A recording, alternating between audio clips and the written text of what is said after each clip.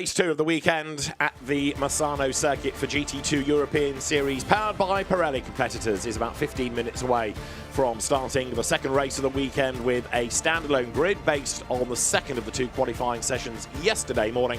And yesterday's race turned out to be a really interesting one, with Philippe Pret dominating from pole position in his Maserati, but late race he was finally overhauled by the interloping Egor Oroshev-Shota Alcazaba partnership, new to the championship, and they came through to score the race win by, in the end, 3.4 seconds. For today's race, it is going to be Philippe Pret on pole position in his class, but the front of the grid is claimed by Nil Montserrat, starting in the NM Racing Team Mercedes AMG GT2, a car that went well yesterday. And it was a quirky race yesterday because you had cars that sort of lost pace early on and suddenly came good late in the stint when either the tyres were working or they were low on fuel. There was no obvious pattern other than the pace of Pret, who is the one solo driver within the entry this weekend. David Addison and Joe Osborne trackside. You're looking down on the grid that is starting to form, ready for the second 1 hour race. And on the grid is Alex Legui for us, and she has got the pole position driver Nil Montserrat ready to go with the Mercedes on pole. Good morning, Nils. So this morning it took me about 40 coffees to get going, and I wonder what it takes for you to get ready to be ready for pole position and have that launch. Yeah, we are very happy to be in pole position finally after a very hard starting of the season. We've been working a lot on the car, we've been testing, doing setup changes. We found a way.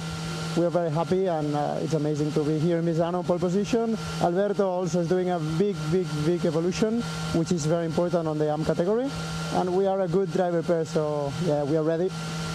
Sounds very confident. You've got an idea now of the DL pace. How do you feel you guys compare, and who's going to get that edge into that first corner? Yeah, let's see. First corner is always tricky here in Misano, corner 1 to 3. But yeah, I will try to handle in P1. I will try my best pushing the limits on the first 3 corners, and yeah, I think we can handle in P1. The pace will be very hard because we are 6 drivers on the same pace. All the 6 pro drivers, we are exactly on the same pace as have seen yesterday, so it's very interesting. Good. Best of luck. Thank you. Grazie mille. And that car will also serve a longer pit stop, the pole position car. The mandatory stop is 155 seconds. Now, if you're in the top 3, you carry extra so-called compensation time into the following race. And if you're a soloist, you get even more. So 7 seconds to be served for the pole position car. That's Mato Homola and David Kajaya's KTM. Mato Homola will start. That was out of the top 3 yesterday, so no extra time to serve. Stefan Rattel, you see in the background, complete with his overalls, because this weekend he is not just a promoter, but he's a racing driver as well, and they were on the podium, him and his teammate and preparer Luca Piri yesterday. They got second in AM, so again, 7 extra seconds carried over. Last year's equivalent race had Maseratis on pole position in both classes. KTM winning outright, Martin Koch and Reinhard Koffler, who've moved on from the championship this year. And in the AM category, Alexandre Leroy was the winner, and he's moved on to racing GT3 Endurance. So, in fact, none of the podium finishers in either class last year are here this season. Leaves the way clear for a totally different look to the podium. That's Shota Abkhazova standing by in the black top for Egor Oroshev to start in the car that won yesterday. And Joe Osborne, as I said a moment ago, it was a funny old race yesterday. Yeah, it had a huge amount of ebb and flow for a single hour, 60 minutes. It felt like there was almost 4 or 5 parts to it. Cars started strong, faded. That was really Pampanini, wasn't it? That opening stint was epic. Lots of good overtakes into turn 8, but then the car faded away. And when he handed over to Calamio, it didn't really seem to go to Martin, the same in that Mercedes. So, yeah, it was an interesting race yesterday for sure. Another driver to keep an eye on today, Lucas Segu. He is on the outside of the front row with Alex. Luca, you've had some serious pace all weekend so far. What has the Lambo got in it today here in Misano? I mean, yesterday we struggled a bit with the tire management during the race, especially on the second stint. But yeah, the quali was like the perfect lap, but unfortunately they canceled it for a track limit. But yeah, it is what it is. And yeah, today is another day, so yeah, let's see. It's very hot this morning. How much is that going to affect tyres, you, the works? I mean, especially in the Lambo, it's super hot because we haven't aircon and nothing. So yeah, it's quite hot, but yeah, it's a bit less hot than yesterday. So yeah, should be more or less like yesterday, maybe a bit better. Yeah. Well, have a good one. Thank you. I like the way that Lucas Segu talked about his perfect lap. Well, if it was disqualified for track limits, it wasn't quite perfect, was it? It was obviously perfect. It was everyone else that was the problem. They didn't design the circuit quite right for him, but he was very quick in qualifying. Yeah. Yes, there were some track limits, but he did 2 or 3 laps good enough for pole, but then got taken away.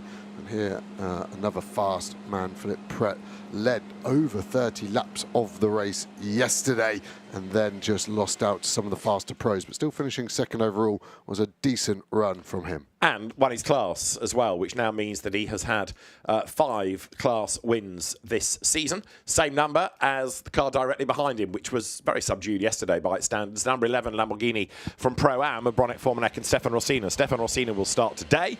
That is Mara Calamia at the wheel of the Dynamic Motorsport Maserati that Roberto Pampanini was on a mission with early in yesterday's race.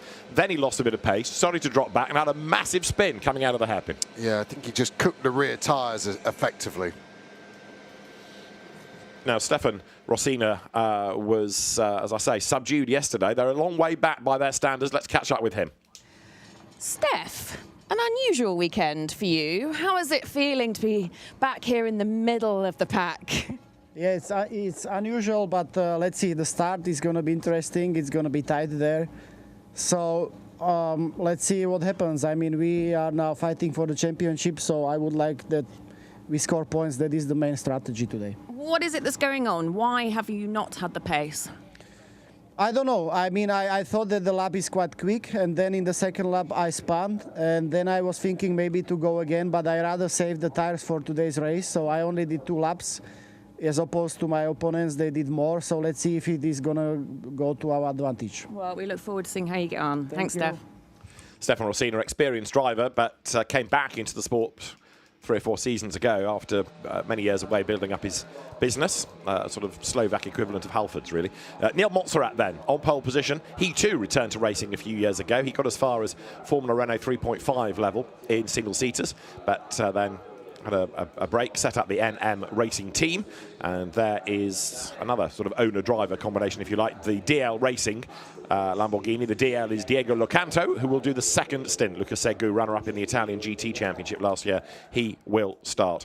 Grid is formed then, and boosted by the return of an Audi, one of the original GT2 type cars. The Lamborghinis have morphed across from Super Trofeo. We've seen Oliver Freimuth taking a couple of class wins this year. He skips this weekend, but it's good to have the car of Diego Locanto and of Shoto Alcázar as well, the winning car of yesterday. Lots and lots of people dip in and out of GT2 and come and have a look, but it's just getting them all to commit at the same time. Yeah, I think that's the nature of it, being quite AM-focused. The AMs tend to be running businesses, tend to be busy during the year, so sometimes they just can't change those commitments. And I think that's why SRO are maybe just changing tack softly and opening us up to silvers from next season and just sort of broadening the casting of the net to get more cars on the grid. We're so close to getting into those teen numbers, which then it will suddenly explode into 20s, 30s and 40s, like GT3 and GT4 have done in previous years. This the 54th race in the history of the GT2 category, or this iteration of GT2. Of course, the name was used many years ago, but as I say, so many people have dipped in and out and normally like what they see. You know, you get a lot of track time, you go to some nice tracks, lots of Grand Prix venues, for example. However, to concentrate on today's race, the 15-second board is going to be shown in a moment. Engines are fired up. The leading car will act as the pace car and take them around on the formation lap. There it is, the Maserati Extrema at the front of the grid. The silver-grey Mercedes, Neil Montserrat, the black Lamborghini, Lucas Segu, the second row, the blue Lamborghini, Egor Orochev, and almost hidden is the little KTM of Mato Homola. So the drivers now are ready, and the formation lap is just about set to get underway. Yesterday, as I say, it was won by Shoto Alcázar and Egor Orochev from Philippe Pret, who was the winning AM, and then you had there the pole car today, finishing third, second in class, Alberto Di Martin and Neil Montserrat, fourth and third of the Pro-Ams, the black Lamborghini you can see there of Lucas Segu. Everybody accelerates away then from the grid. Fastest lap yesterday was done by Mato Homola, late race in that KTM. We haven't got as many KTMs on the grid as we have had in previous seasons, so it leaves the way clear for the brands such as Mercedes, AMG and Lamborghini on the front row. Nil Montserrat and Luca Segu then on the front, ahead of Egor Oroshev and Mato Homola on the second row. Mauro Calami are always one to watch, the Swiss driver on row 3, with Philippe Pret lining up alongside. Then you've got Luca Piri, who isn't just driving this weekend but also looking after a number of the cars. Stefan Rossina alongside, ahead of Victor Marash, and then Pascal Gimon in the Mercedes that had a drama yesterday. Looked like an electrical problem, didn't it? Sort of cut out and he had to do a complete restart.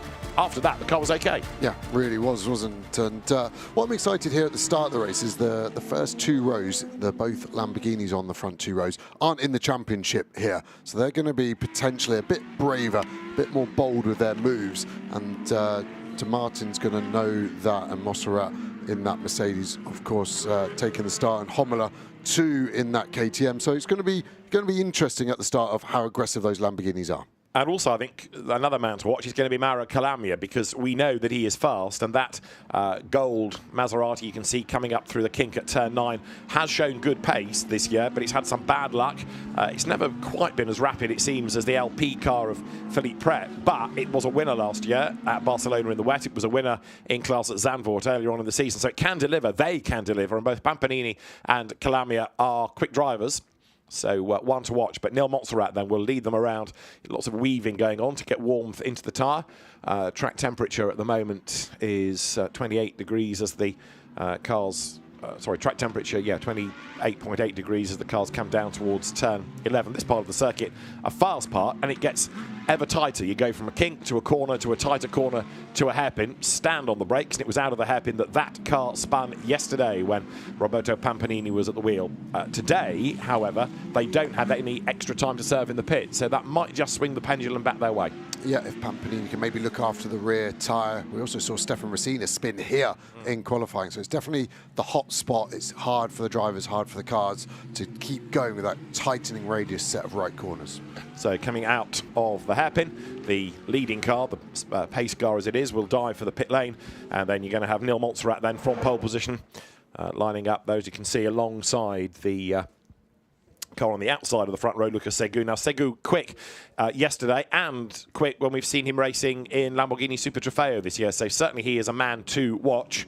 And then Egor Oroshev lining up third, and as Joe rightly says, the 2 Lamborghinis you can see there, the black and the blue cars, nothing to lose in terms of championship. They're not in the championship hunt, they can score points.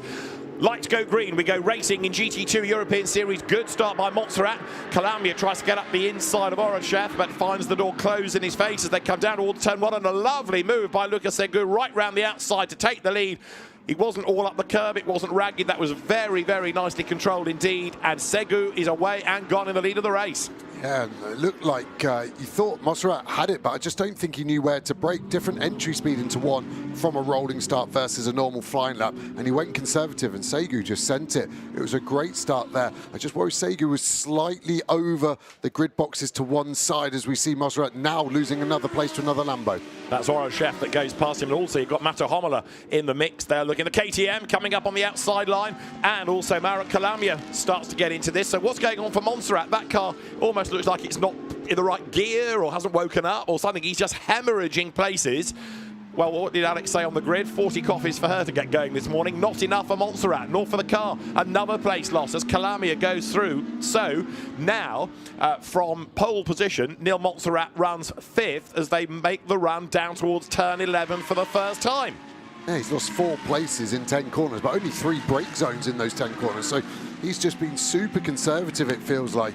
He's going to hope that everyone's charging off and going to use their tyre too much, but he now looks to fight back on Calami. And was there contact there? It was certainly close, and he's probably got a slightly poor run out. And he'll be looking in his mirror now because Rossina is on the front foot. Absolutely, as then the lead car of Luca Segu comes up towards the end of the opening lap, and the leaders then accelerate over the timing line. So there it is, the number 72 Lamborghini ahead of 12. So the blue car of Egor Oroshev in second place, Homola's KTM third, Calami fourth, Montserrat fifth. So pole to fifth in the space of a lap. Now though, as maybe the tires start to come up to temperature, he's on the attack a little bit more, and he needs to be, because then Stefan Rossina is not that far behind in sixth place. No, and it's looking pretty even across the front 5, maybe even 6 with Rossini on that final sector of that first lap.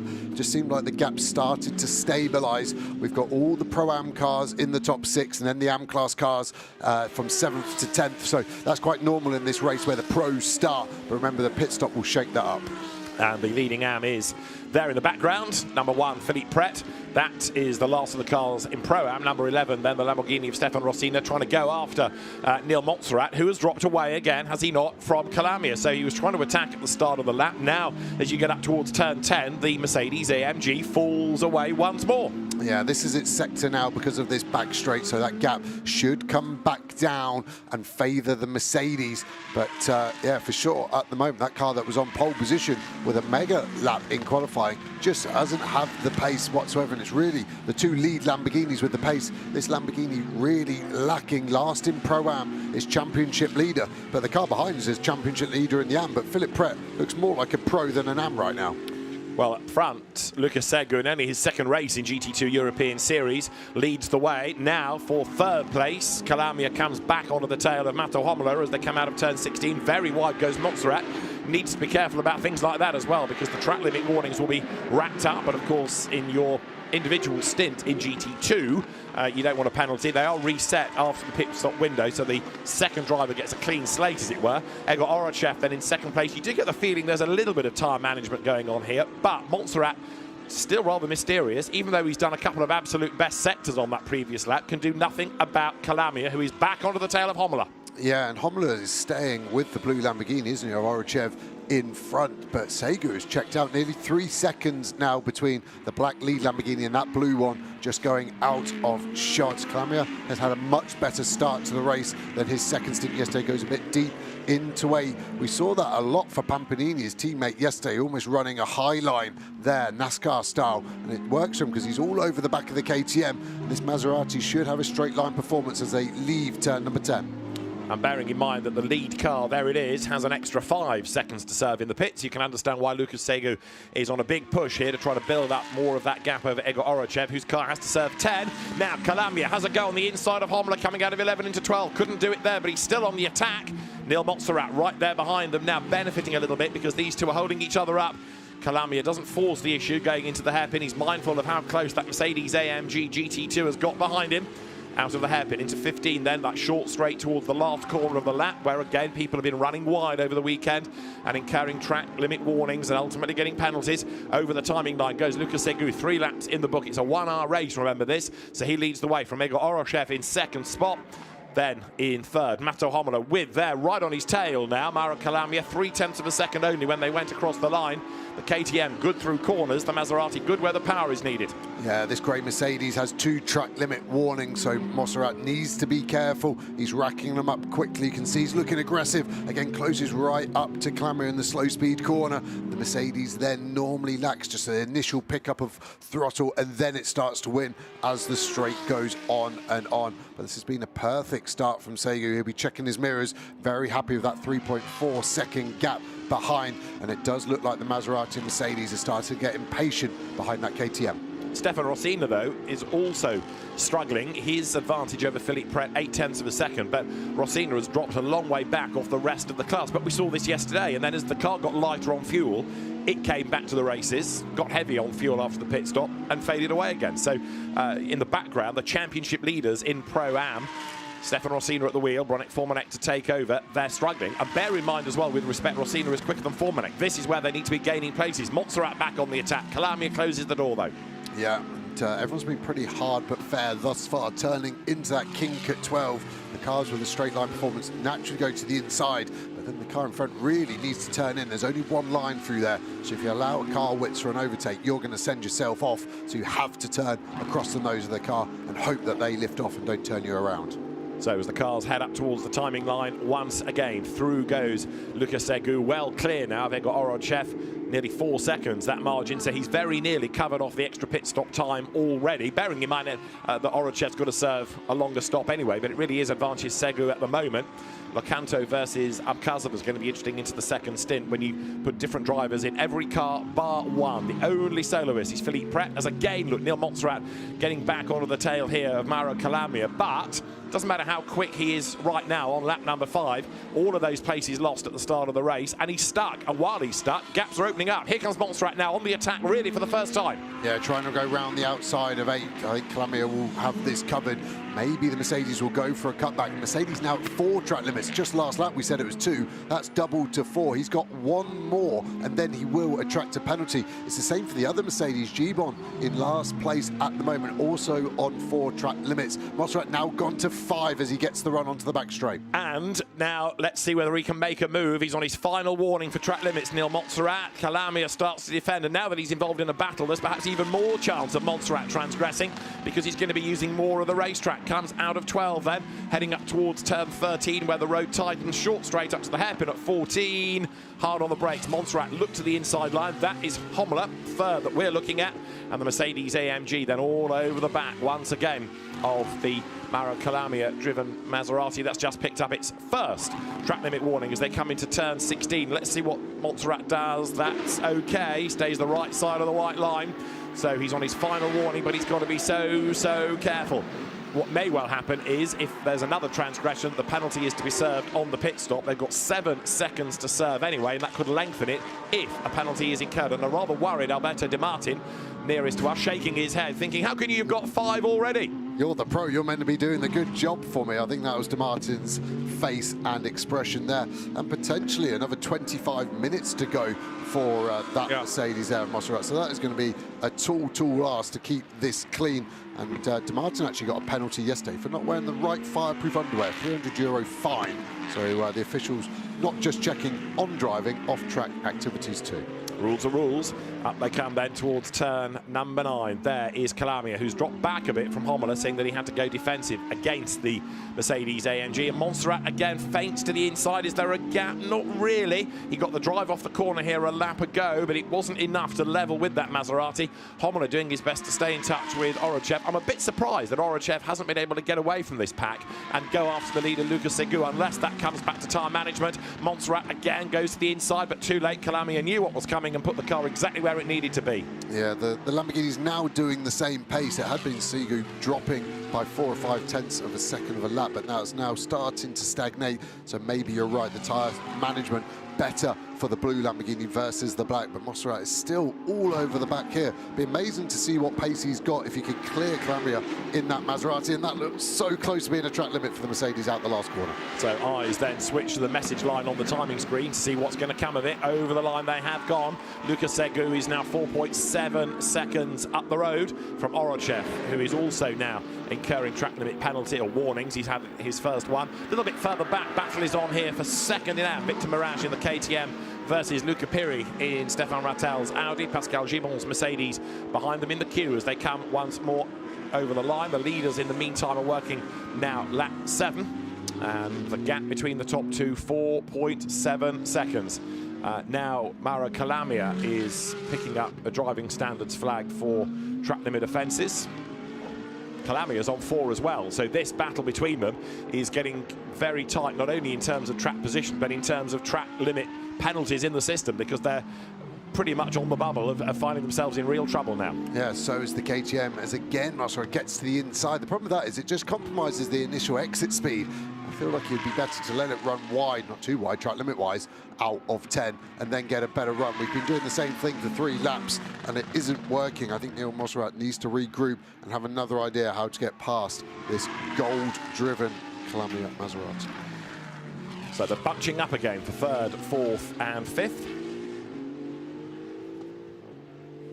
Turning their way then again up towards the completion of a lap, down towards the left-hander of turn 16. Pit window, 25 to 35 minutes. Expect the drivers in the Pro-Am cars to go long because they have the better pace, and therefore they are of more use to the overall outcome of the race for their co-driver. Now here, for second in AM, Victor Marash versus Luca Piri. The two of them together, the Audi looking for a way by as they come up towards the timing line. Victor Marash staying ahead. The LP team watching on as the gap between the pair of them is only 0.6 of a second coming over the line. Pascal Gibon quite a long way back, surprisingly, in that Mercedes that's been a regular podium finishing car over the course of the season, but second in the AM Championship. It's struggling a little bit around here.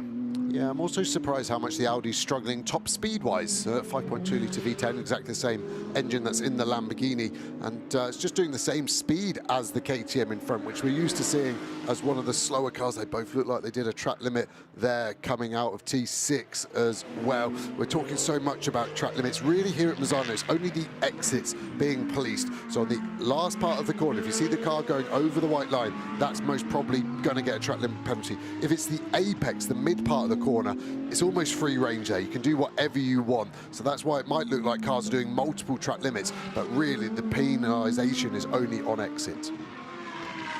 So right now we have the race leaders on lap number 8, 47 minutes still to go, and Lucas Segu 5.4 seconds up the road. Nil Montserrat on this lap has done another absolute best middle sector as he tries to get himself into a challenging position. There he is on the tail of Calamia, trying to force a mistake out of that Maserati. And again, the Mercedes wide there, going out of turn 16. I would say that was the wrong side of the white line, but over the timing line they go. Now, is Montserrat starting to rue that first lap, or is he still confident that letting everybody else go and squabble amongst themselves is the best strategy? From pole position, he is in 5th place and 7.3 seconds back on the leader. I feel he's losing 5 or 6 tenths of a second being held up here. So his lack of aggression, lack of pace on the opening lap, I think it's probably cost him 4 to 5 seconds thus far, being stuck behind slow cars. And he's only 7.5 seconds off the lead. So I think he would have the pace to be running in second right now, within a couple of seconds of the lead Lamborghini, if it hadn't have been for that disastrous first lap. And also now you've got a last warning for track limits for Matto Homola ahead of these two in that KTM. So 3rd, 4th, 5th are all starting to wrap them up. Actually, a lot of people are up to 3 and 4 track limit warnings in the race thus far. So the early wake-up call has caught 1 or 2 out. There is Orochev then. He's second. He's got 3 track limit warnings. Homola behind him is on 5. Calamia is on 4. And then Montserrat's Mercedes also on 5. So they've got to be very, very careful, because it's not just getting to the pit stop window. They're going to drive part the way through that window to maximise their drive time. Homola's pace has really dropped off here, hasn't it? I think Calamia has steadied the ship a bit with his pace, but Montserrat's still sticking with him. But suddenly the KTM very close. We have to say it every session, don't be alarmed with the smoke coming out the KTM on throttle. I can only assume it doesn't cut the fuel on an upshift.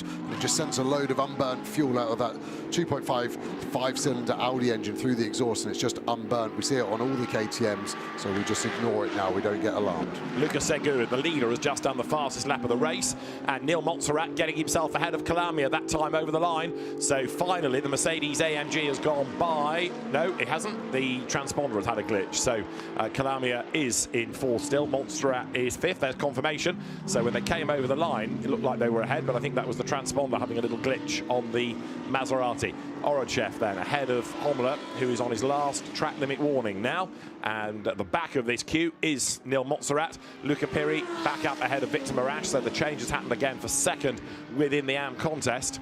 But Lucas Segu driving away into the distance. 6 seconds clear, he is in the lead ahead of Egor Orochev, and has also done that fastest lap of the race. As now, Calamia goes to the outside line going up towards 9. He's never going to drive all the way around the outside, but he can't really get the undercut. He's in the wrong place. Tries it. Also had to box off Montserrat's Mercedes AMG. Now to the inside line goes the Maserati. Homola tries to defend, but here the Maserati easily gets through. It was like the worst commentator's curse I've ever done to KTM. I said about the smoke coming up back, it looks super slow out the last 2 corners on throttle, so maybe it doesn't have the drive that it should do. Yes, it's not the quickest in a straight line, but that looked way too easy for the Maserati. I worry this KTM isn't at 100%, but it looks okay now, so it's back up to speed. We've seen that car have a few blips over the season. Doesn't look like an obvious problem, has a bit of a wobble, settles itself, and then goes back to normal. It was certainly a slow middle sector in comparison with those around, so we'll keep an eye over the timing line. Then goes Segu in the lead, Orochev in second place, and now change for third. Then it is Kalamia ahead of Hommler. Matto Hommer's last lap was a 36.9, so yeah, he lost 9 tenths to the Maserati and 6 tenths to Nil Montserrat, who is behind. So maybe this is the start of an issue. Yeah, and Kalamia's pace definitely looks stronger. It looks like he's going after Orochev now in second place. That blue Lamborghini, we've not really seen it. There's that puff of normal smoke that I claimed just over a lap ago, and I hope I haven't cursed it, kicking up the dust as they cut the apex legally because it's not policed effectively at turn 6. But car looking okay now. Let's see, down towards the end of the back straight, Hommer's sector time is only 22 thousandths off Kalamia's first sector time, so that suggests all is well, but he's not staying on the back. The gap has opened up a little bit. What can Montserrat do? It was coming out of this part of the circuit last lap at turn 10 where the change happened. Here, though, the KTM looking a lot more racing. Yeah, it looks like it's 10, 15 kilometers an hour faster than it was the last lap because the Maserati was already clear. The Mercedes is gaining, though, and the big straight line performance different. Montserrat very aggressive. I think he'd been rubbing up Kalamia a couple of times, so he's obviously happy to use the front of that Mercedes to try and open the door. Another track limit warning has gone to Victor Mirage. That puts him on to 5 in his last warning. So a lot of drivers now having to be oh so careful. Coming up towards the end of the lap, though, Lucas Segu, he's only had 1 track limit excess, and he breaks the beam again, another lap in the book then. So 11 laps are done. Egor Orochev comes through in second place. The margin was 7.1, now 7.2 seconds. So it's stabilised a little bit. In other words, it's not going up by quite as much as it was earlier on. The DL Racing entry then, Diego Locanto, the DL, will take over for stint 2. There's the gap. Second place is Egor Orochev and Mauro Kalamia, released from the KTM, getting onto the back of the blue Lamborghini, evinced by the fact now that Kalamia has done the fastest lap of the race. Yeah, so that Maserati has done the opposite to yesterday. It started fast with Pampinini and dropped. It's doing the opposite with Kalamia. And suddenly Hommler has found a load of pace as well in this sector, as Kalamia dropped a bit of time in sector 1, but that gap has come down a lot from the start of this lap. And also Montserrat trying to play catch up again, inching up onto the tail of that KTM. We are about 6 minutes and change away from the window opening, which is of more relevance really for the AM class cars than it is for the Pro-Ams. As we say, the pros in these Pro-Am entries will go long.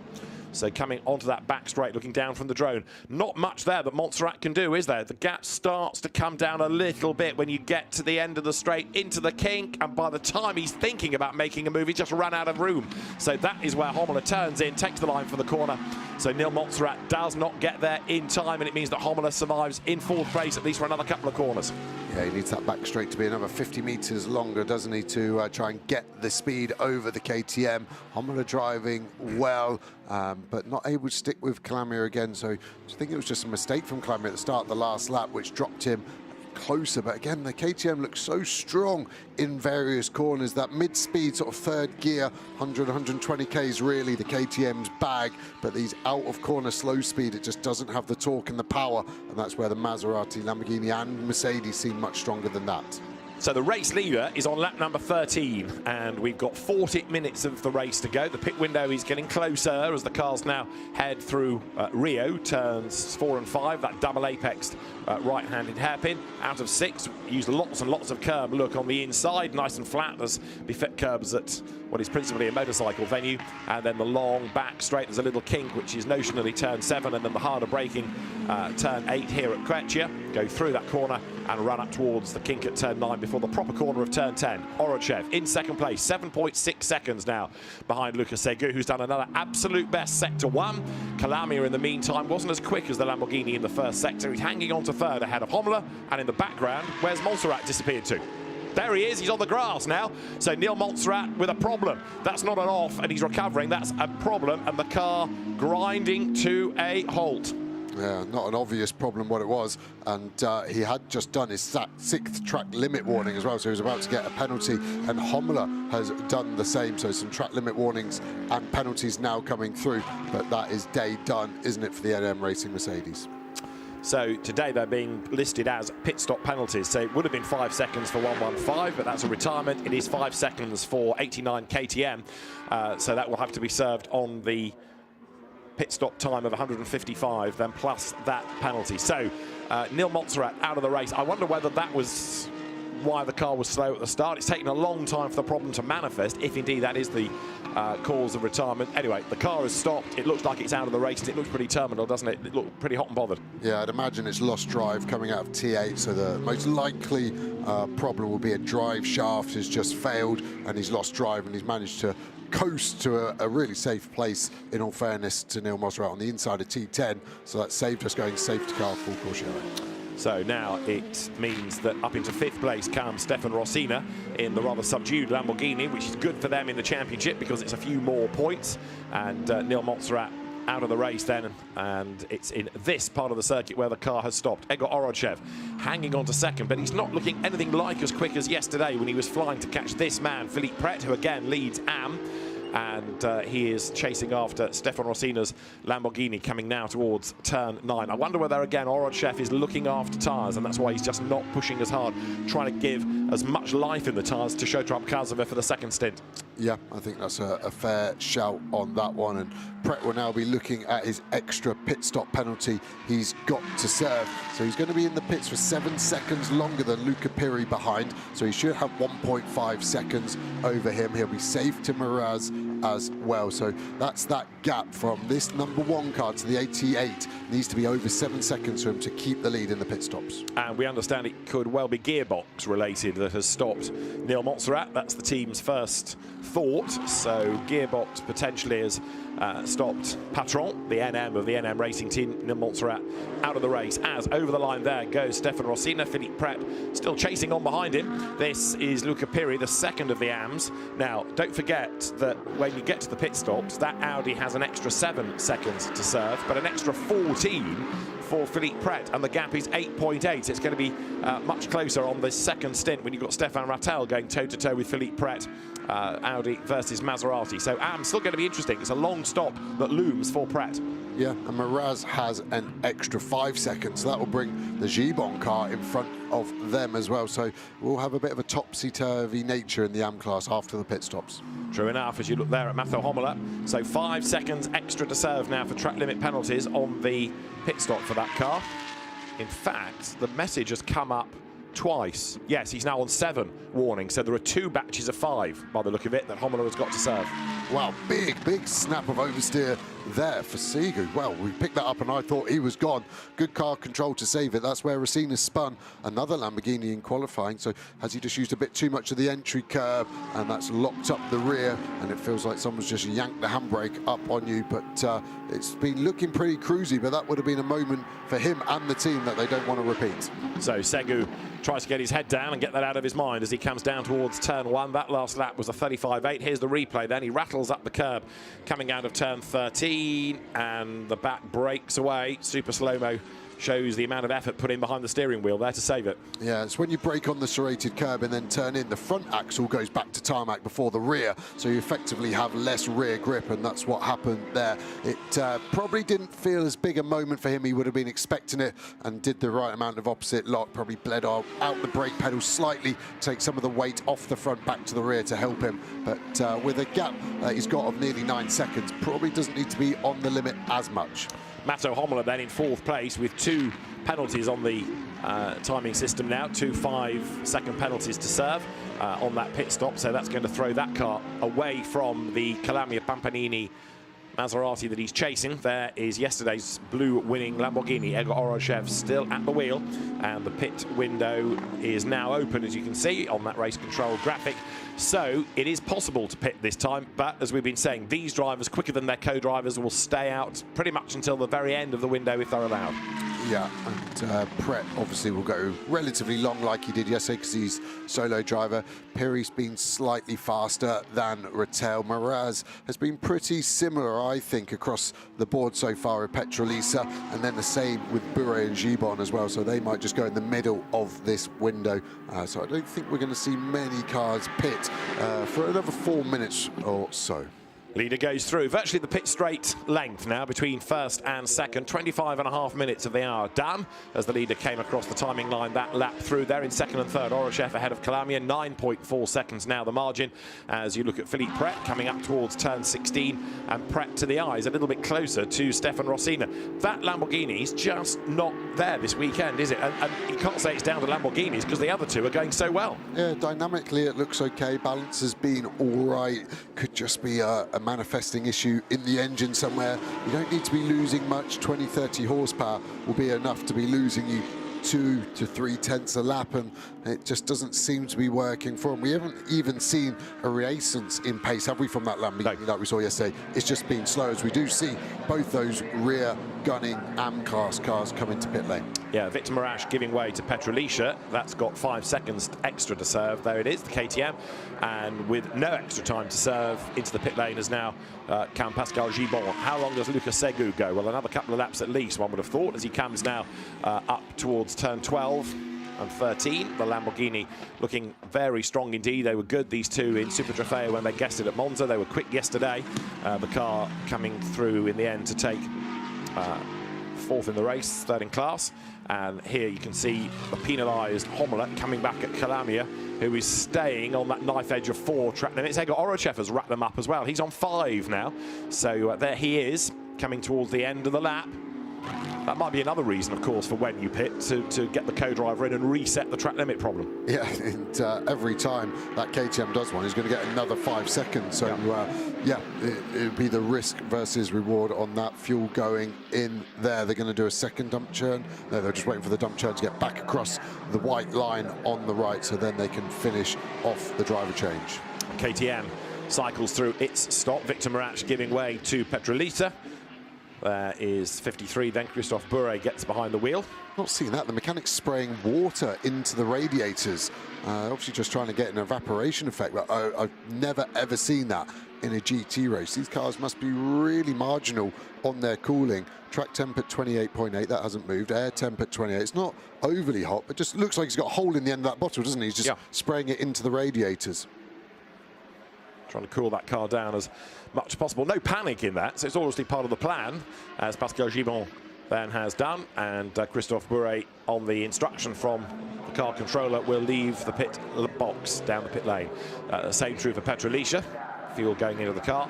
So Lucas Segu on lap 18 leads the way. Here he is then with the very Italian Lamborghini Tricolore on the side of the black car, coming up towards turn 16. The final left now that will bring him on to the pit straight, and another lap in the book as we get closer to halfway. 31 minutes still on the clock as he comes then inch perfect out of turn 16 over the timing line. This is the battle that's still on for second place. They've got Oroshev ahead of Maron Calamia, and Mato Hommler tucked up behind in 4th place, but just dropping away a little bit now. Yeah, I just wonder if Segu should use some track limits. He's only done 1. He's got another 4 he could use before a penalty, just to make that gap a bit easier. You'll be very wary of how many laps he lost, as Philippe Pret boxes pretty much halfway through this race. So he's the leader in AM, both in the race and in the championship. A very comfortable leader in the championship by 41 points over Pascal Gibon and Christophe Bourret. But remember, this stop has to be 14 seconds longer than the regulation time, because not only did he win yesterday and gets 10, but the extra 4 are added on because of being a solo driver. Yeah, exactly. So he's going to jump out any second now, and then get out, close the door there, do some fuel. Looked like it took a little while to turn the engine off there. The team well versed that they don't want to touch the car until the engine's off. Door will close. The mechanic has to make sure the window net and the seatbelt are clear of the door. If you try and slam that door on their block mechanism, it just bounces straight back up. As we see the Mercedes here now of Bourret has finished its pit stop first to leave pit lane after that mandatory pit stop, 0.2 of a second under the minimum pit stop time. And out of the car and back in, as the regulations dictate, gets Philippe Pret. So the car going through the same process, if you like, as it would with a driver change. In other words, a driver out, belts to be undone, and then driver back in, everything has to be done back up. So Philippe Pret going through that process as though he were the incoming driver. In the white and black T-shirt, you can see on the left there Stefan Ortelli on the radio, neighbour of the Pret family in Monaco, and driver coach to Louis Philippe. So just talking him through the process now about making sure that this is switched on, that is working, that he's looking at the right display, that everything is turned on, and he's going through the correct procedure, ready to be released down that pit lane. Yeah, and at Spa he had a pretty fruity exit, a bit of wheel spin, then a few laps later the rear tyre delaminated, so maybe just remind him we don't need to be that aggressive pulling away from the box. Christophe Bure, who has taken over number 53, is under investigation for a short pit stop. Well, there's not normally a lot of investigating to do there because you are given a time from the pit in beam to the pit out, and if it is under the regulation time, you are banged to rights. Basically, all it needs by way of investigation is for the piece of paper to be given to the race director, who says to the stewards, what do you want to do? And they will say, penalty. Yeah, 0.2 of a second. That's going to be painful for that red car. And we're not used to seeing a mistake from a Codis ASAP. So hopefully they've got some reason why. But yeah, that is definitely going to be a penalty. And the KTM of Miraz to Petrolisa pit stop very slow, over a minute too slow, and I was surprised that they were still putting fuel in by the time Bure was getting back in that Mercedes. So I don't know if there's a problem with the fueling as we stalk the Pret Maserati doing 50 kilometers an hour. We've got another 100 meters or so of the 620 meter pit lane to go. He's got to be 14 seconds over, so his pit stop needs to be 2 minutes and 49 seconds as a minimum. Looks okay, it's counting up, it's already 49. Now he'll be safe by a couple of seconds. Yeah, so Philippe Pret back into the race. 2:52.9 was the pit stop time. So, yeah, it's slightly over, but better to be over than under because you can fight back if you're slightly over, but if you're under, you get a penalty. There is a car that will have a penalty heading its way, surely. Christophe Bure then in number 53, up from the back of the grid, but for 0.2 of a second, it's going to now require some sort of penalty to redress the balance. The regulation pit stop time has to be adhered to. You are given a joker pit stop, though, of 1 second tolerance that you can use in either race. So depending on whether they used that yesterday, they might get away with it. So that's where part of the investigation is. What was the time? What was it under by? Did they use a joker yesterday? And if they didn't, then they can get away with it in this race. Pret back on track. He's got that slight advantage, of course, over everybody else in the second stint of knowing what the car and the track feels like. In comes Luca Piri, and Stefan Rattel is ready to jump on board. Yep, so LP crew have serviced this Maserati, now get to work on the Audi, and Pret looks pretty on it for an outlap, and that is the advantage of being a solo driver. His outlap is already known to him where the car is at, the grip is at. Every other car that swaps the whole driver has to learn that, and that's the first time they've been in the car today, of course, so they've just got to get themselves up to speed as quickly and efficiently as possible. So there, going down the pit lane is the race leader. Lucas Segu is in, slows right down to get to the pit lane speed limit line, and so after a very good opening stint in that car, Lucas Segu then coming down the pit road. Also in is Egor Orodchev, then out of second spot. Mara Kalamia is in out of third, so they've got pretty much as far through the pit window as the regulations allow. They've got to come in now for that change. Mato Homola's KTM, you can see as well, that's been given over now to David Kajaya. So that is Orodchev. He will stop and give way to Shertrab Kazova. Diego Locanto is into 72 Lamborghini for the second stint. And Lucas Segu has done a very good job. The door is closed while the fuel goes in. Diego Locanto stands by. Car is earthed, and you can see all the teams going through the process. And although you might argue that this is customer racing, aimed for the amateurs, the teams, of course, still ultra-professional, doing everything as they would at the highest level. Yeah, you see the Lamborghini uses 2 dump churns. The one closest to us has got the fuel in, and the other one is the vent, so all the gas that's getting pushed out as those 25 litres of fuel fall into the car, they vent. Some of the cars, the Maserati and the Audi, only need 1 bottle. The same bottle can do the venting at the same time, but the Lamborghini needing those 2 bottles to help refuel the car, and the driver change will now continue. So there you've got then the cars cycling through this stop. Philippe Pret, though, of course, has done that pit stop, so he now can run effectively to the end of the race. We've got Stefan Rattel's Audi making its way down the pit lane. That had a penalty or a compensation time of 7 seconds to add on because of where it finished in the race yesterday. So Locanto ready to go. Track limit warnings now all reset, and a 10-second time penalty for number 53. So 0.2 of a second gives you a 10-second penalty post-race. Yeah, it's a pretty harsh penalty, isn't it, there, when you work that out. And Stefan Rattel's penalty, okay, and he has now taken the lead because their pit stop was much more efficient. Yes, they had a smaller margin, but the margin was big enough to allow for that for this #1 Pret car. But they were nearly 4 seconds too slow on that pit stop, whereas the Stefan Rattel car just over a second, and that's the difference. So this is a proper battle for the AM class lead. But Philippe Pret knows exactly what he's expecting at every corner. Stefan Rattel thrown into the car now, trying to get himself up to speed and also try and repel the challenge of Philippe Pret. Down the pit lane goes Roberto Pampanini in the gold Maserati out of the Dynamic GT stable. 24 minutes still on the clock. This is Diego Locanto, then the car that dominated the first stint of the race. It's had an extra 5 seconds to serve in the pit lane, and Locanto now accelerates out of the pit lane and gets back on track. 2 minutes 39.3 seconds, and there's the change for AM Honours. Philippe Pret pounds past the Audi. Stefan Rattel drops back behind him into second spot, so Philippe Pret rebuilding that class lead. That Locanto pit stop's too fast. It's 7/10 under with the 5 seconds extra it should have done. So they're going to get a penalty as well. We've had the precedent, haven't we, of 10 seconds for it being 2 tenths. So expect a similar penalty, if not slightly more, for the 72 car. So Diego Locanto just a little bit keen with his right foot down the pit lane potentially, and after all that good work by Lucas Segu, this car now of Roberto Pampanini looks as though it's going to inherit the lead. They're too fast as well. They're 2 tenths under their pit stop time as well. So they're going to get the same penalty as well. So it's going to be status quo between our lead 2 cars, and the team's not showing their best strategy here. Sometimes it's the driver's fault if they don't stick to the pit lane timer in front of them, but both of these cars are under their minimum pit stop time. 7 tenths for the leader and 2 tenths for this car. So that Maserati then accelerates on towards turn 11, and we haven't yet had those alerts, but we are starting to see Philippe Pret now getting a track limit warning as he's been charging back into the lead of his class. So Diego Locanto just needs to keep pushing now and try and get as far away, not necessarily from the second place car, but from the third Lamborghini now with Shota Abkazova at the wheel. Yeah, and that car had a slow pit stop. The blue Lamborghini here was way over, nearly 20 seconds too slow in the pits. So that's the reason why this car is so far behind the lead 2. And yeah, now 31 seconds off the lead Lamborghini. So that was a slow pit stop. We didn't see what had happened. Could be the driver change, could be the fueling process. Sometimes a hot race car doesn't like to restart the starter motor, can stick. There's a load of things to go wrong in pit lane, but it's not been the cleanest pit stop race for any of these teams, it feels like.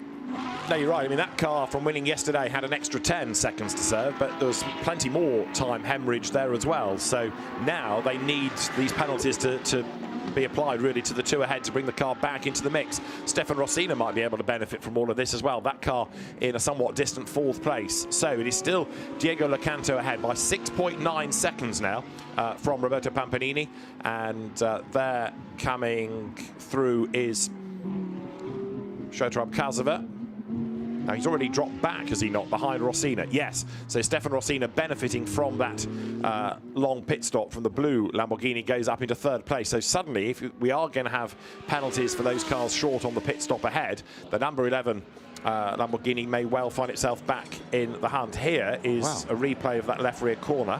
There's something fallen off there. It looks metallic, looks metal. It must be part of the brake ducting cooling, I can imagine. But they're not planning to change a tyre either, so that's where the time has gone. So the team have done well to get around that issue, but I worry what has fallen off there is part of the brake cooling duct, and we can potentially see a braking issue for the rear of this car at some point. And then it was a case of where's the wheel gun gone, and the mechanic having to look around to find it. So it was a little bit messy in the heat of the moment, but Formanek's in the pit lane as well, I believe, on the timing screen, because he's dropped right down to 8th place now. I don't know if this is a transponder glitch, but it's showing me that he's in pit lane right now. Okay, on the other screen, it's showing that the car is back up into 3rd. So the plot thickens a little bit here. I think the transponder may be having a wobble, you're right. So let's see, as here comes Abkazova up towards the timing line. He's definitely not in the pit lane, because I've just looked out the commentary window, and I believe he's still in 3rd place, which the timing screen now agrees with us. Okay, so that's the car of Abkazova then in 4th. And that's the leader on the road, Diego Locanto. Nothing yet has come up with an investigation for the pit stop of the top 2. Should we stop being snitches then? But Okay. it definitely looks like on our timing screen they're way under. But let's not talk about it unless it doesn't get given as a penalty. Unless, again, you can counter that with the Joker pit stop, the 1 second tolerance. There you've got the Maserati in second spot then, with now Roberto Pampanini at the wheel. The gap is coming down between the top two, 6.2 seconds now on this lap. Pampanini a little bit quicker in sector 1, a little bit quicker in sector 2. So he's building this nicely to get himself up onto the back of the number 72 race leading Lamborghini with 19 minutes still to go.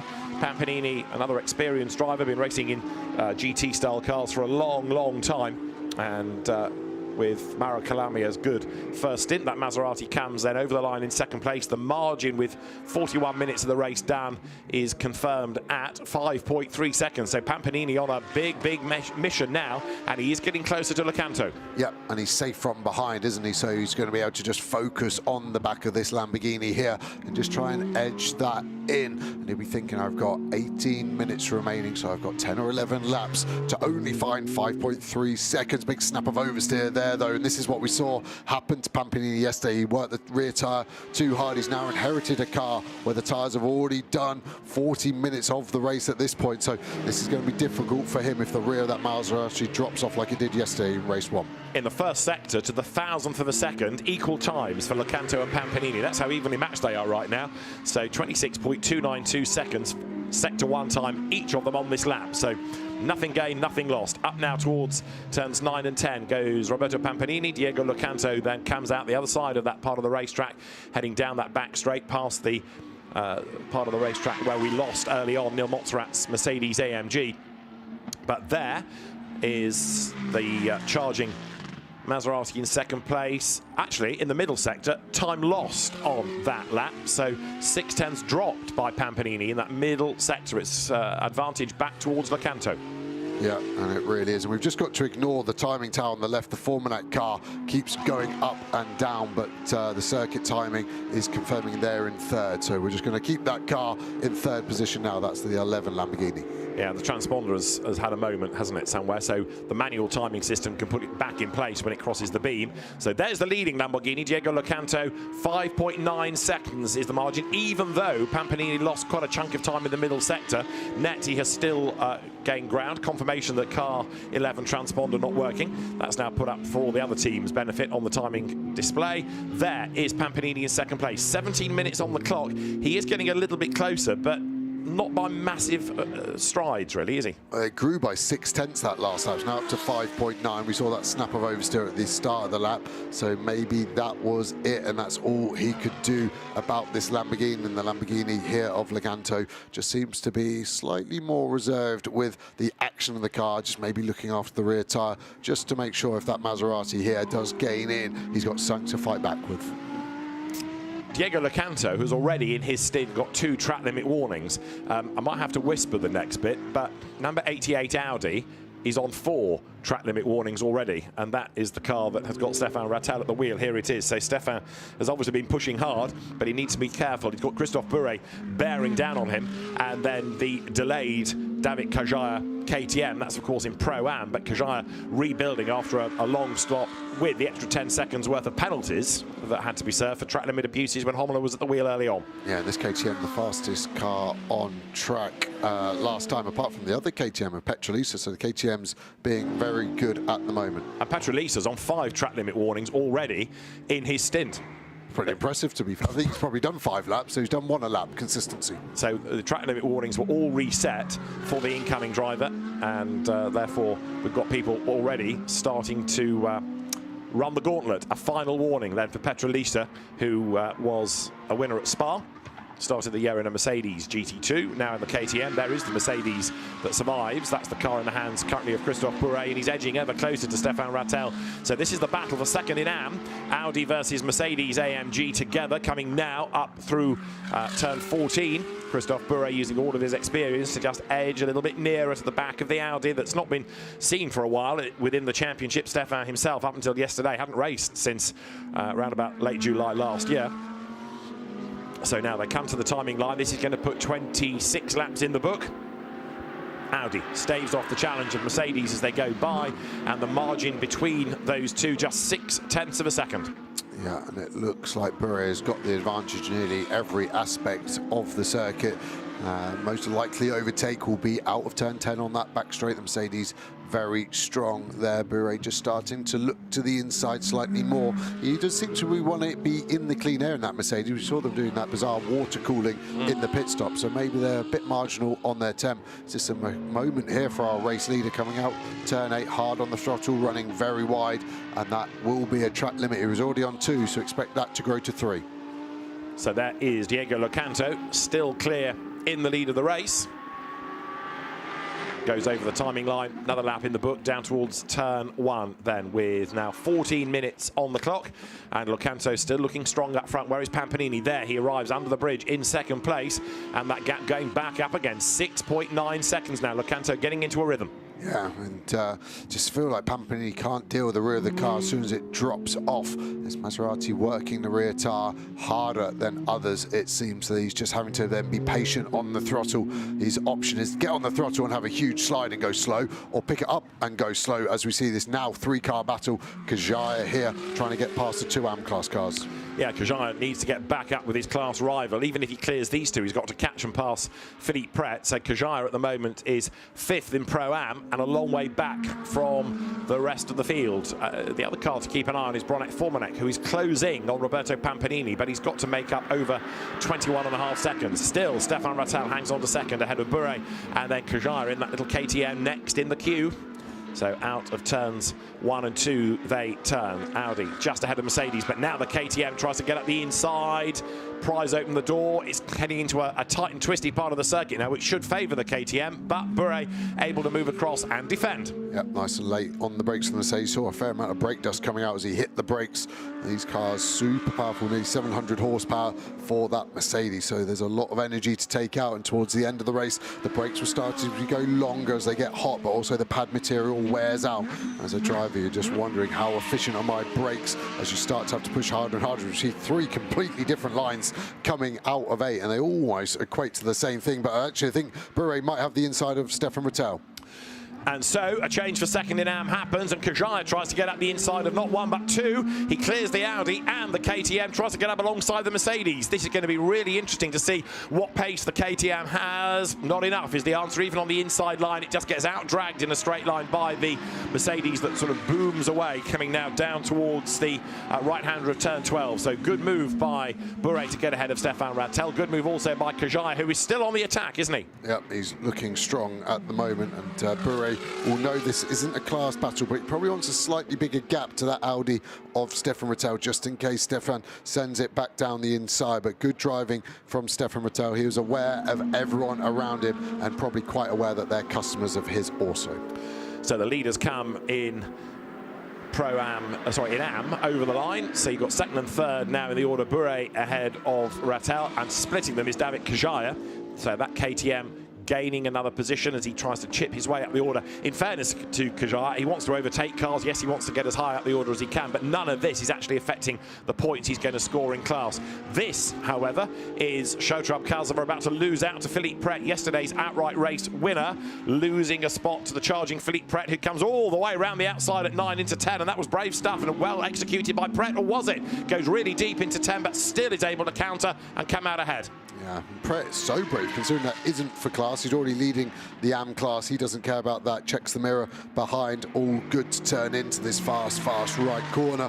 And can he do anything about Formanek? I don't think so at the moment, pace-wise. Let's see what he's got. Now he's got some clear air, but can he get an overall podium position?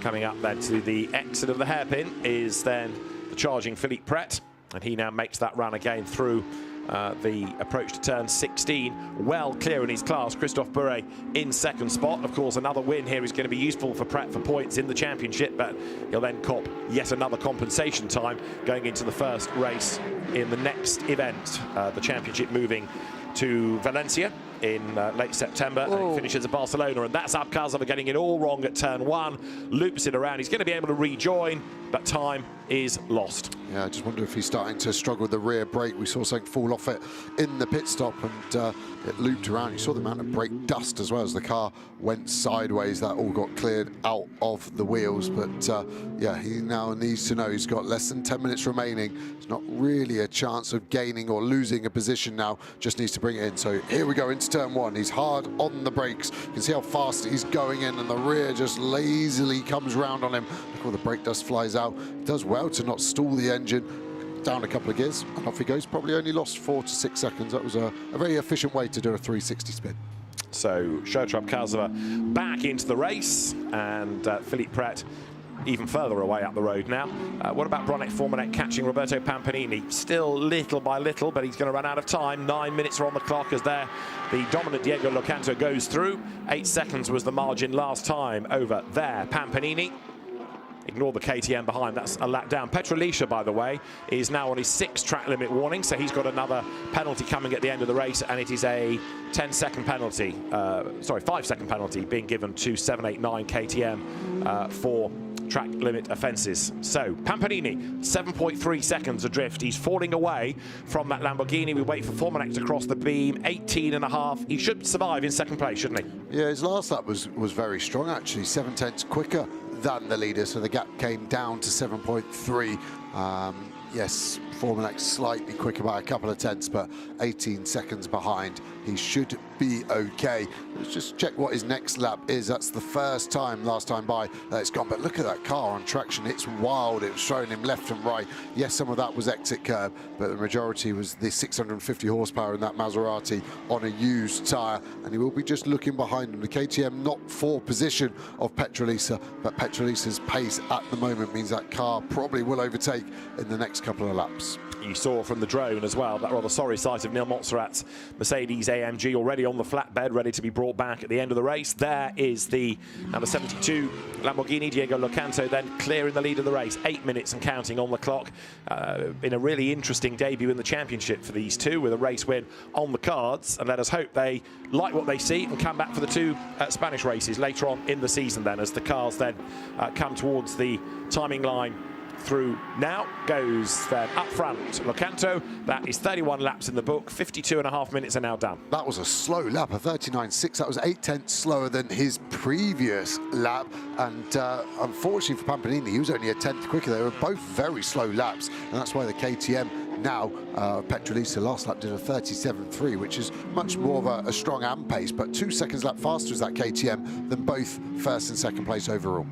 Petrolica is the second fastest man on the circuit at the moment, the fastest being Philippe Pret. So actually the quickest cars are the good AMs in Pro-Am, the good AMs in AM cars as against the AMs in the Pro-Am cars. Petrolica trying to unlap himself here from Pampanini. So yeah, it was that Locanto just driving within himself. He's got to 4 track limit warnings. Maybe he's being told to rein it in a bit.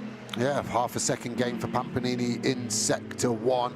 As we see Philippe Pret, he is gaining on Formanek in front. 7/10 faster last lap, gap now under 6 seconds. But I don't think that's a big enough delta to get near him by the end of this race, which has less than 6.5 minutes remaining. Does indeed, as Philippe Pret storms his way again down into turn 8. That Maserati looking so strong. Double Ferrari Asia Pacific champion Philippe Pret. His son Louis also had a win yesterday. He won the Gold Cup in the evening GT World Challenge Europe Sprint Cup race.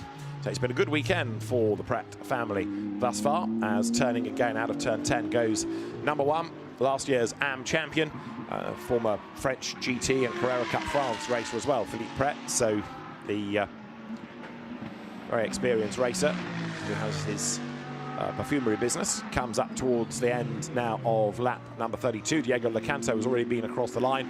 He's got just under 6 minutes of the race to go, and a victory looks like it's around the corner for him, and so it does for Philippe Pret. This would be a 6th class win of the season in AM. Yeah, and it's been dominant for him at times, and the only real problem he has was that tyre failure he had at Spa. Every other time he's been able to manage it, and we saw him pretty hot and tired after yesterday's race. And our sprint race is pretty hardcore, and of course he's a businessman as well, so he's not able to put the training in the gym like the pros are able to do. It always amuses me how you find the AMs particularly want to go solo. Yeah, they're going to go through it. It's a lot of track time, it's a lot of heat in the car, but they want to do it. They want to go through that and have all the track time to themselves. We saw Henri Hassi doing it a few years ago, and he would drive solo. He was always competitive. He'd get out of the car hot and tired, and you know, you could tell he'd worked really hard, but never did he, up until one event at the end of a season, get a co-driver, and that was his son. Yeah, it's a good way of sweating and getting the exercise done, isn't it? In a GT2 car is much more enjoyable than getting on the treadmill, so I guess it's a good way to work out. So of all the brands we've got this weekend, Mercedes-AMG, the one coming to Misano that had never had an outright victory, and I'm afraid that stat remains given the demise earlier on of Neil Montserrat's Pro-Am class car. And ever since 2021, all the races here have been won by a different crew, and that is going to remain a true fact as well, with the winners yesterday being this car, Egor Oroshev, Shotrab Kazaba's Lamborghini, and today looks as though it is going to go the way of Diego Locanto and Luca Segu. Well clear now up front, as there through turn 2 goes the curb-hopping Lamborghini, the all-Italian team, run by the man behind the wheel. Diego Locanto then accelerates now down towards turn 4 and goes into the double apex right-hander known as Rio. Most of the corners get numbers, occasional names are given to them. Diego Locanto comes towards the kink at 7, and then turn 8, aka Quechia. He crossed the line with 55 3/4 minutes done, and just over 3.5 are still on the clock now. Yeah, and he's done a really good job at looking after those track limits after he picked him up quite quickly into his stint. And again, the team will just be communicating all of that, just trying to give it to the driver over the radio, what he needs to be doing, where he's been getting the track limits as well is important to know as a driver. And yes, he'll see that KTM and Petrolita behind, but again, the team will tell him that's a back marker. You don't need to fight if that car catches you. So there is Locanto heading to then the end of lap 34, and the team looking on. Luca Segu doing a good opening stint, and yeah, Diego Locanto's margin still 7.2 seconds. The last lap was a 38.6, so he lost a fraction of time to Pampanini. But again, you do get the feeling that the team's saying, right, okay, you've got a big enough margin, you can just rein it back in. You're on 4 track limit warnings, that's enough. Yeah, and there's no need to do anything else. Just about staying legal there. He's maximising it, but not pushing it too hard, as we're going to get 2 more laps of this final GT2 race of the weekend.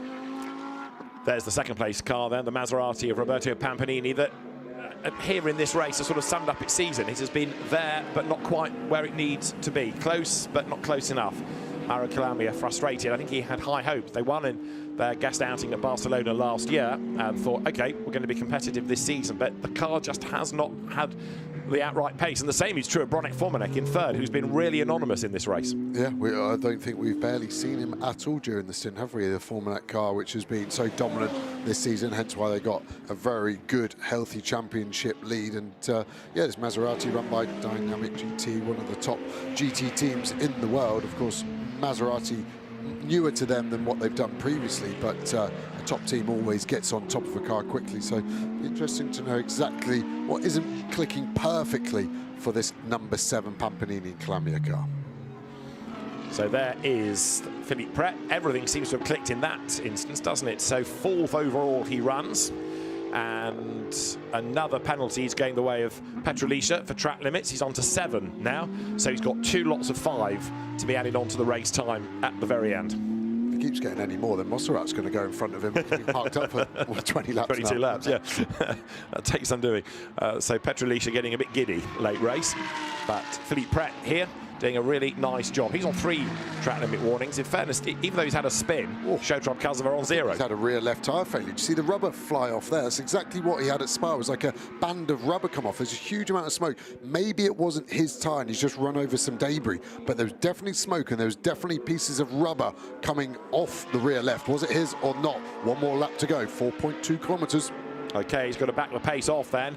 I can't see anybody else whose lap times are suggesting they are in trouble. But Diego Locanto then on the final lap, coming up now round turns 4 and 5. The leading Lamborghini looking strong. Philippe Pret's just gone across the line. His lap time was a 37.7, so it looks all right in terms of the pace. And let's have another look. So here is the Maserati. on the curb, puff of bounces. smoke, and then do you see the rubber Something falls fly out, off? yeah. And that's exactly what happened at Spa. The tyre started to delaminate, and that is definitely part of the car. Hopefully, he can just nurse it home. Even with a puncture, he should be safe enough, I think, from behind. But the lap time that he did was faster than the 3 ahead last time through. So if there is a tyre issue, he doesn't seem to be being fazed by it. The pit stop time of the Bronek Formanek Stefan Rossina Lamborghini is going to be looked at after the race. I suspect that is because with the transponder having gone down, there's no time being offered up from the car. So Diego Locanto is going to bring home number 72 Lamborghini for a race win. Lucas Segu started it. We were a bit worried about the pit stop time, but seemingly that has been countered off by the tolerance allowed in the Joker pit stop. And so 72 Diego Locanto now heads towards turn 16. A race win beckons for the Lamborghini drivers. They are new to GT2 European Series this weekend. It's an all Lamborghini weekend, but different wins for different crews as Diego Locanto and Lucas Segu win at Misano. A very happy team. Lucas Segu cheering home his co-driver. Diego Locanto then brings the car to the checkered flag ahead of there, Roberto Pampanini in the Maserati. Pret is slow on this lap. He's lost 3 seconds so far in the first 2 sectors. He has a massive gap of over 30 seconds to Bure in the next AM car, but this could be something to watch. There he is. So Philippe Pret coming up to the line. Well, looks okay. The tyre looks inflated, so maybe he's just backed off to be careful, feeling it doesn't feel quite right. He's nearly caught at the end by Showtruck Kazava, but Philippe Pret hangs on to take 4th place. That lap was slow. It was a 1:45.7, but he did enough to repel Abkazava and to win his class for the 6th time this season. Yeah, dominant. I think the team would have had to communicate that. It looked like he'd backed off, but then he was all over the exit curve at the last corner, and that would have been the worst thing for the tyre. But that Maserati using the rear tyre hard. That was Stefan Rossina getting down from the pit wall, and a very happy Luca Segu taking race honours then for Diego Locanto's team. And the drivers will head in short order up to the podium then. So in Pro-Am, the win coming for Diego Locanto and Luca Segu from Roberto Pampanini and Mauro Calamia, and then Bronek Formanek and Stefan Rossina in 3rd. In AM, Philippe Pret surviving to win from Stefan Rattel and Luca Piri, and then Christophe Bure and Pascal Gibon, even though they got a penalty for being short on the pit stop.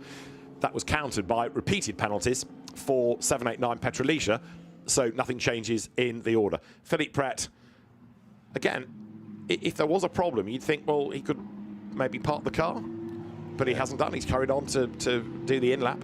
Yeah, I'd love to see that rear left tyre when he stops in pit lane. I'd imagine it's the inside shoulder which gets loaded the hardest with the camber. The car's run has just started to delaminate, and maybe he heard you there. He pulled over to one side. I think that's probably just to get a bit of pickup. But yeah, I generally think a lap or 2 more and that car would have had a rear tyre failure. So Philippe Pret gets to the end safely enough, but maybe a heart-in-mouth moment. It was at this part of the circuit, wasn't it, where we saw the car have its little bump, and it looked as though something, possibly rubber, had been spat aside. So Diego Locanto arriving down the pit lane busy this morning because qualifying is imminent for GT World Challenge Europe Sprint Cup drivers, with that starting in about 10 minutes time. So a very happy Luca Segu, Diego Locanto the wheel of the car, and Luca, runner-up in the Italian GT Endurance Championship last year, congratulates Diego Locanto, player manager, it's his team, and the DL racing car scores honours then.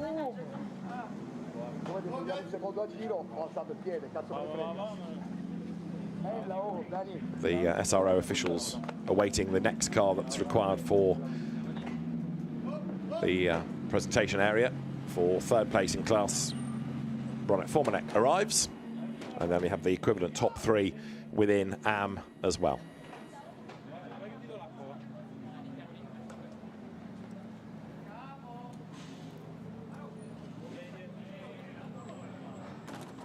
Christophe Bure arriving into the P1 lane, wrong lane, but hey, there's the winner. Philippe Pret being marshalled into the other side, and there is a very happy Diego Locanto. Did everything right, and a winning margin of 9 seconds. And in fairness, he rebuilt that gap, didn't he, as the stint wore on? Yeah, you can see Pampanini getting out of that gold Maserati pretty warm, pouring some water down. Stefan Rattel parking the Audi as well. So good to see all the different brands of car in GT2 lined up there. Just KTM not being shown. And then we've said it, but Ginetta joining next year to the GT2 party as well. So a very happy partnership of Diego Locanto and Luca Segu. First-time winners in GT2, and Alex is with them. Oh, boys, congratulations. You came here as wild cards. You absolutely nailed it. Diego, you must feel very proud of the team. Thank you very much. But my teammate is a very top driver. And so when we let me the car, I go in the finish line. And so now is win. Beautifully done. Are we going to see you back again? Maybe, yeah, maybe. Could happen. Talk us through that first stint. That opening lap was just brilliant. Yeah, the car today was perfect. Yesterday, as we said before, we struggled a bit with the pace. Today the car was really, really perfect. So thanks to the team. Diego as well did an amazing job. So yeah, we bring it on. Both of you, well done and enjoy your podium. Well deserved. Hopefully they will be back. Of course, it's a sort of local race for the Italian crew. 2 more rounds to take place, 2 more events in Spain. So the NM Racing team will be looking forward to trying to take success on home soil at the end of the year. But for today, it's a Lamborghini double. 72, the winning car today, and there it is in super slow-mo. Diego Locanto bringing it home after that good first stint by Luca Segu.